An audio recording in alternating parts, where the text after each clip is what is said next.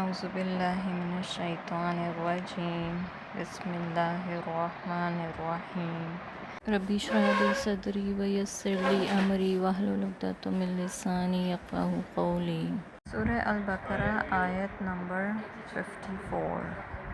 موسیٰ علیہ السلام جب کوہ طور سے تورات لے کر واپس لوٹے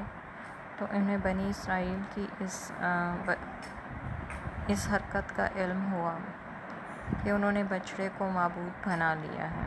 اور اس بات سے انہیں سخت دکھ پہنچا۔ انہوں نے قوم سے کہا کہ اب اس ظلم کی سزا یہ ہے کہ جن جن لوگوں نے بچڑے کی پوجا کی تھی انہیں چن چن کے مار ڈالو۔ اس وقت بنی اسرائیل کے 3 گروہ بن گئے، ایک وہ جنہوں نے بچڑے کی پوجا کی تھی، دوسرے وہ جو انہیں پوجا سے منع کرتے تھے، تیسرے وہ جو غیر جانبدار رہے، نہ خود پوجا کی اور نہ ہی کرنے والوں کو منع کیا۔ انہیں یہ حکم دیا گیا کہ منع کرنے والے بچڑے اور جو غیر جانبدار رہے انہیں معاف کر دیا گیا۔ وَإِذْ قَالَ مُوسَىٰ لِقَوْمِهِ يَا قَوْمِ إِنَّكُمْ ظَلَمْتُمْ أَنفُسَكُمْ بِاتِّخَاذِكُمُ الْعِجْلَ فَتُوبُوا إِلَىٰ بَارِئِكُمْ فَاقْتُلُوا أَنفُسَكُمْ ذَٰلِكُمْ خَيْرٌ لَكُمْ عِندَ بَارِئِكُمْ فَتَابَ عَلَيْكُمْ إِنَّهُ هُوَ التَّوَّابُ الرَّحِيمُ وَإِذْ قُلْتُمْ يَا مُوسَىٰ لَن نُّؤْمِنَ لَكَ حَتَّىٰ نَرَى اللَّهَ جَهْرَةً فَأَخَذَتْكُمُ الصَّاعِقَةُ وَأَنتُمْ تَنظُرُونَ۔ اور وہ واقعہ بھی یاد کرو جب تم نے موسیٰ سے کہا تھا کہ ہم تو جب تک اللہ کو علانیہ دیکھ نہ لیں گے تمہاری بات نہیں مانیں گے۔ پھر تمہارے دیکھتے ہی دیکھتے تم پر بجلی گری جس نے تمہیں ختم کر دیا۔ یہ بنی اسرائیل کے لوگ کچھ ایسے تھے کہ موسیٰ علیہ السلام کی زبان پر بھی اعتبار نہیں کرتے تھے۔ جب موسیٰ علیہ السلام تورات لے کر کوہ طور سے واپس لوٹے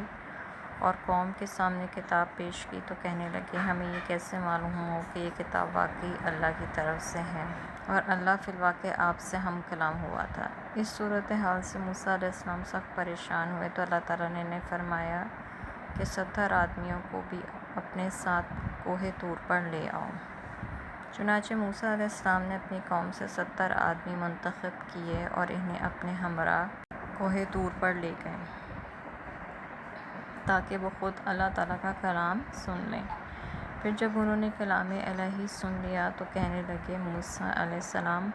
پردے میں سننے کا ہمیں کچھ اعتبار نہیں، ہم تو جب تک اللہ کو صاف صاف دیکھ نہ لیں گے تمہاری بات پر اعتبار نہیں کریں گے۔ اب تو یہ ظاہر ہے کہ ان کا یہ مطالبہ ناقابل عمل اور انتہائی جہالت پر مبنی تھا۔ موسیٰ علیہ السلام جو خود بھی اللہ کی تجلی کتاب نہ لا سکے بے ہوش ہو کر گر گئے تھے اور پہاڑ بھی ریزہ ریزہ ہو گیا تھا، تو بھلا یہ کس کھیت کی مولی تھے۔ ان کے اس مطالبے پر ان پر بجلی گری، شاید یہ بھی اللہ کی تجلی ہی کی کوئی صورت ہو، اور آن کی آن میں انہیں بھسم کر ڈالا۔ ثم بعثناکم من بعد موتکم لعلکم تشکرون۔ پھر تمہاری موت کے بعد ہم نے تمہیں زندہ کر اٹھایا کہ شاید اب تم شکر گزار بن جاؤ۔ اب موسیٰ علیہ السلام کو یہ فکر ہوئی کہ اکیلے واپس جا کر قوم کو کیا کہیں گے، چنانچہ پھر اللہ تعالیٰ سے دعا کی اور فرمایا، اے اللہ، اگر تیری یہ مشیت تھی تو آج سے پہلے انہیں اور مجھے بھی ہلاک کر دیا ہوتا۔ کیا آج تو ان نادان لوگوں کی بات پر ہمیں ہلاک کرتا ہے؟ چنانچہ اللہ تعالیٰ نے موسیٰ علیہ السلام کی دعا قبول فرما کے انہیں زندہ کر دیا۔ وَظَلَّلْنَا عَلَيْكُمُ الْغَمَامَ وَأَنزَلْنَا عَلَيْكُمُ الْمَنَّ وَالسَّلْوَىٰ، اور ہم نے تم پر بادل کا سایہ کیا اور تمہارے کھانے کو من و سلویٰ اتارا، اور کہا یہ پاکیزہ چیزیں کھاؤ جو ہم نے تمہیں عطا کی ہیں، اور دیکھو تمہارے اسلاف نے ہم پر تو کوئی ظلم نہ کیا تھا بلکہ وہ اپنے آپ ہی پر ظلم کرتے رہے تھے۔ مختصر یہ ہے کہ موسیٰ علیہ السلام جب بنی اسرائیل کو لے کر وادی سینا میں پہنچے تو اس وقت یہ قوم لاکھوں کی تعداد میں تھی۔ موسیٰ نے ملک شام پر حملہ کرنے کے لیے کہا، یہ وہی ملک تھا جس کا ان سے وعدہ کیا گیا تھا، تو کہنے لگے، موسیٰ وہاں تو جابر قسم کے لوگ رہتے ہیں، لہٰذا ہم ان کے مقابلے کی سخت نہیں رکھتے، اور اگر یہ حملہ ایسا ہی ضروری ہے تو تم اور تمہارا پروردگار دونوں جا کر ان سے جنگ کرو، ہم تو یہاں ہی بیٹھے ہیں۔ ان کا یہ جواب دراصل اس بزدلی کی وجہ سے تھا جو مدتوں فرعونیوں کی غلامی میں رہنے کی وجہ سے ان میں پیدا ہو چکی تھی۔ اس جواب پہ اللہ تعالیٰ نے ان کے لیے ملک شام کی فتح 40 سال تک کے لیے مؤخر تاکہ اس عرصے میں یہ بزدل مر کھپ جائیں اور آئندہ جو نسل پیدا ہو اس بیابان میں اس میں کچھ ہمت اور جرأت پیدا ہو اور جہاد کے قابل بن جائیں۔ اب سوال یہ تھا کہ اس بیابان میں نہ کوئی مکان تھے نہ سامان، لاکھوں کی تعداد میں تھے۔ اللہ تعالیٰ نے اس طویل مدت کے لیے آسمان کو ابر آلود رکھا، یعنی بادلوں کا سایہ ان پر رکھا، ورنہ یہ سارے لوگ دھوپ کی شدت سے تباہ اور برباد ہو جاتے، اور خوراک کا یہ انتظام فرمایا کہ کثیر تعداد میں من و سلوہ نازل فرمایا۔ من ایک میٹھی چیز تھی اور سلوہ جو تھا وہ بٹیر کے قسم کے پرندے تھے جنہیں یہ لوگ کھاتے تھے،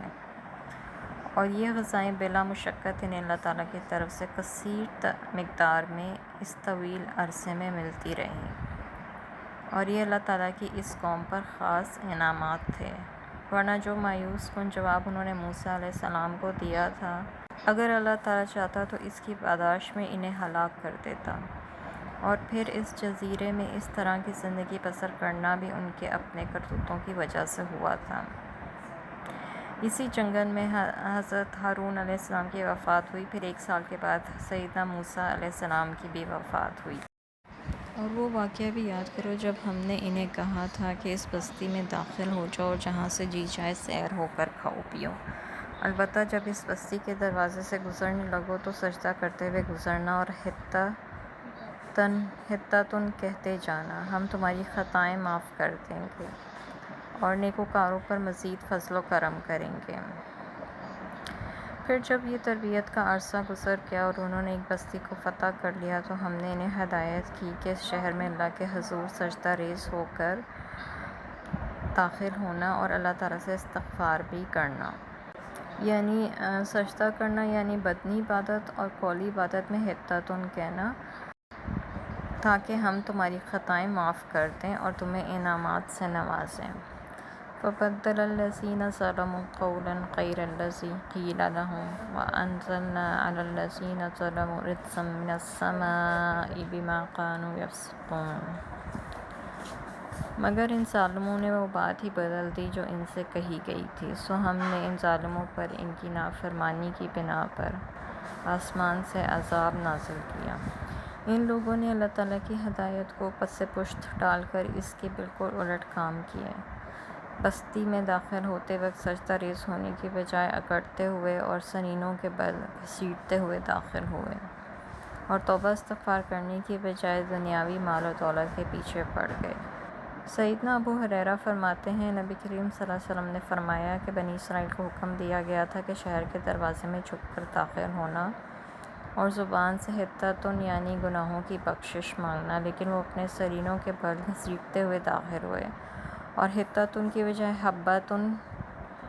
فی شعرہ یعنی دانہ بالی کے اندر کہنے لگے، یا حنطۃ فی شعرہ کہنے لگے یعنی گندم اپنی بالی کے اندر۔ بنی اسرائیل جب شہر پر قابض ہوئے وہاں بدکاریاں شروع کر دی، جس کی سزا اللہ تعالیٰ نے انہیں یہ دی کہ آسمان سے عذاب طاعون کی صورت میں نازل فرمایا، جس کے نتیجے میں ایک روایت کے مطابق 70,000 یہودی مر گئے۔